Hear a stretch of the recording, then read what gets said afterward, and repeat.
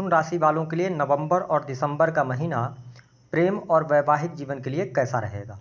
ग्रह गोचरी स्थितियों के आधार पर साल के अंतिम 2 महीने में आपका प्रेम जीवन कैसा रहेगा।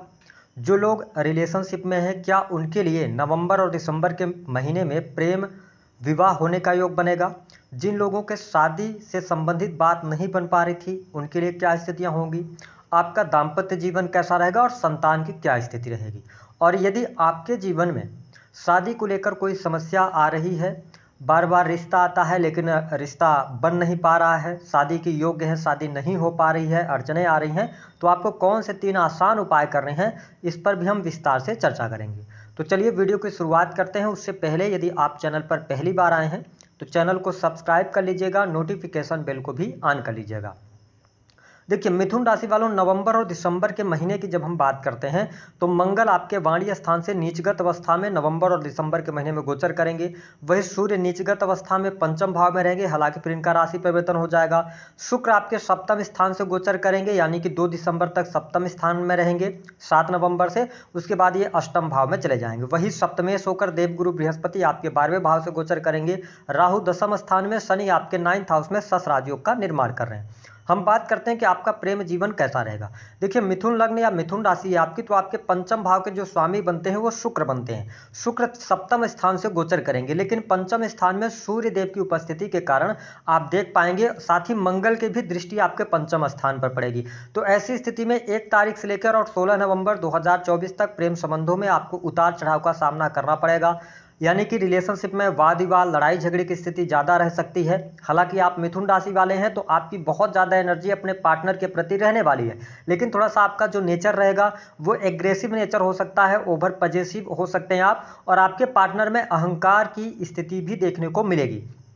तो 1 तारीख से लेकर 16 तारीख तक बहुत अच्छी स्थिति नहीं है। 16 नवंबर के बाद आपके लिए परिस्थितियां थोड़ी सी बेहतर होंगी और रिलेशनशिप में आपको थोड़ी सी शुभता अवश्य देखने को मिलेगी। साथ ही पार्टनर के साथ में आप क्वालिटी टाइम भी स्पेंड कर सकते हैं, लेकिन अगर आप अपने वाणी पर नियंत्रण नहीं रख पाते हैं, अगर वाणी दोष रहता है, तो इसका मतलब यह है कि आपके लिए 16 नवंबर के बाद भी परिस्थितियां बहुत बेहतर नहीं रहने वाली हैं। लेकिन हाँ, आपके अंदर आकर्षण जरूर रहेगा, क्योंकि शुक्र आपके लगन को देखेंगे तो आप लोगों को आकर्षित करने में सफल होंगे, लेकिन वाणी की वजह से रिलेशन खराब ना हो, इस बात का ध्यान रखना। हालांकि दिसंबर का महीना प्रेम संबंध के मामलों के लिहाज से ज़्यादा बेहतर रहने वाला है। प्रेमी अथवा प्रेमिकाओं के बीच में अच्छे संबंध रहने वाले हैं। अब आप देखें कि सप्तम से अष्टम भाव में चले जाएंगे शुक्रदेव 2 दिसंबर को, और शुक्र मंगल की स्थिति, यानी शुक्र जो है तो वो मंगल की दृष्टि से पीड़ित होंगे। ऐसी स्थिति में कहीं ना कहीं से आपके लिए प्रेम संबंधों में एक से अधिक प्रेम संबंध बनना या गुप्त संबंध बनना, नए प्रेम संबंध की शुरुआत होना, ऐसी चीज़ों से भी आपका सामना होगा। तो यहाँ पर जो लोग बहुत लंबे समय से रिलेशनशिप में हैं, अगर आप कमिटेड हैं तो इस समय अवधि के दौरान हो सकता है कि आप एक से अधिक प्रेम संबंधों की तरफ जाएं, या आप स्वयं अपने पार्टनर को चीट करें या आपके पार्टनर स्वयं आपको चीट करें। ऐसी स्थिति दिसंबर के महीने में देखने को मिलेगी। यानी कि कुल मिलाकर अगर देखा जाए तो नवंबर और दिसंबर का महीना आपके लिए प्रेम संबंधों के लिहाज से सामान्य हम कह सकते हैं। अगर आप बहुत ज़्यादा पॉजिटिवनेस दिखाते हैं, बहुत ज़्यादा एंगर आपके अंदर रहता है, तो कहीं ना कहीं से रिलेशनशिप आपका टूट सकता है। इसका आपको ध्यान रखने की आवश्यकता है। वही जब हम बात करते हैं प्रेम विवाह के लिए क्या योग बन रहे हैं, देखिए मिथुन राशि वालों, प्रेम विवाह के लिहाज से नवंबर का महीना बहुत अच्छा नहीं है। नवंबर के महीने में प्रेम विवाह होने की संभावनाएं बहुत कम दिखाई दे रही हैं। हालांकि आपके लिए एक टाइम शुरू होगा जो बहुत ही अच्छा रहेगा। वो होगा कि आपके लिए 26 नवंबर 2024 से लेकर और 22 दिसंबर 2024, ये टाइम फ्रेम पे अगर आप प्रेम विवाह करना चाहते हैं तो आप आगे बढ़ सकते हैं। आपको सफलता प्राप्त होने के योग दिखाई देते हैं। लेकिन हाँ, आपकी पत्रिका में योग चल रहा होगा तभी परिस्थितियां बनेंगी। गोचर भी उतना अच्छा आपके लिए सपोर्टिव नहीं है। हालांकि अगर देखा जाए तो आपके लिए जिन लोगों के विवाह से संबंधित बात नहीं बन पा रही थी या शादी विवाह नहीं तय हो पा रहा था, उनके लिए अवश्य शुभता आपको देखने को मिलेगी। शादी विवाह आपका फिक्स हो सकता है। साथ ही आपके लिए वैवाहिक बंधन में भी बंधने का योग है, क्योंकि सप्तमेश आपके देवगुरु बृहस्पति बनते हैं, वो वक्रीगत अवस्था में, तो कहीं ना कहीं से एक घर पीछे का भी रिजल्ट देंगे। तो परिस्थितियां आपके लिए बन सकती हैं। वही अगर हम दाम्पत्य जीवन की बात करते हैं, वैवाहिक जीवन आपका कैसा रहेगा। देखिए, मिथुन लग्न या मिथुन राशि है तो आपके लिए जो 1 तारीख से लेकर और 15 नवंबर तक का टाइम फ्रेम है, यह आपके वैवाहिक जीवन के लिए अच्छा रहेगा। जीवन साथी का सहयोग आपको मिलेगा।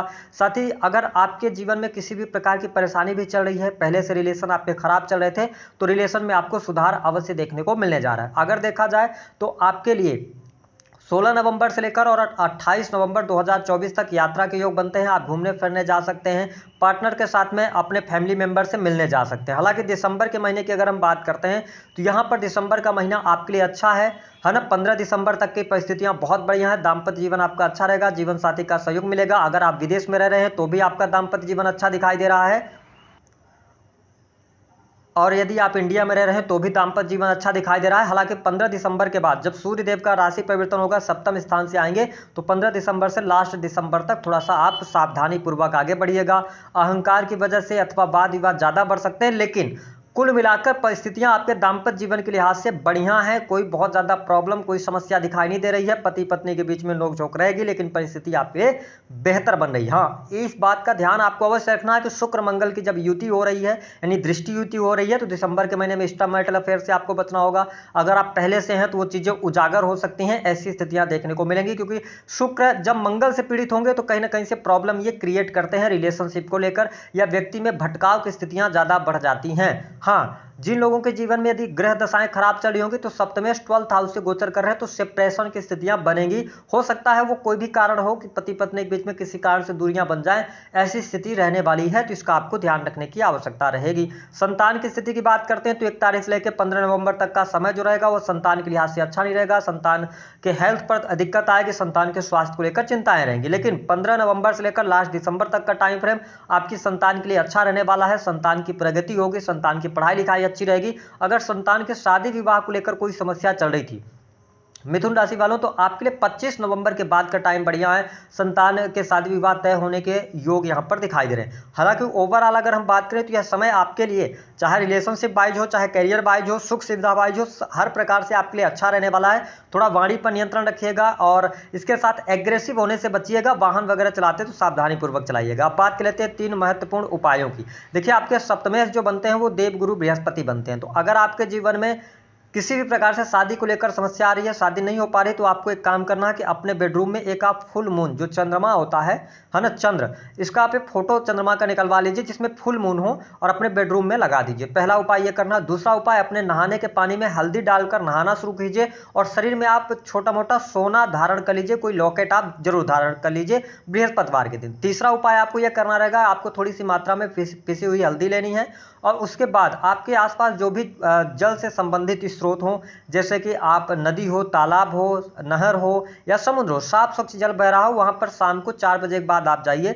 10 मिनट के लिए वहां पर बैठिए, बहते हुए पानी को देखिए और भगवान विष्णु हरि जी से प्रार्थना कीजिए कि आपके विवाह में जो समस्या आ रही है वह दूर हो। और प्रार्थना करते हुए थोड़ी थोड़ी मात्रा में हल्दी निकालकर और उस पानी में डालते रहिए। इस उपाय को आप, इन तीनों उपायों को लगातार करके देखिए, आपके जीवन में विवाह से संबंधित, शादी से संबंधित बात अवश्य बनेगी। तो दी गई जानकारी पसंद आए तो वीडियो को लाइक करें, चैनल को सब्सक्राइब कर दें, जितना हो सके शेयर करना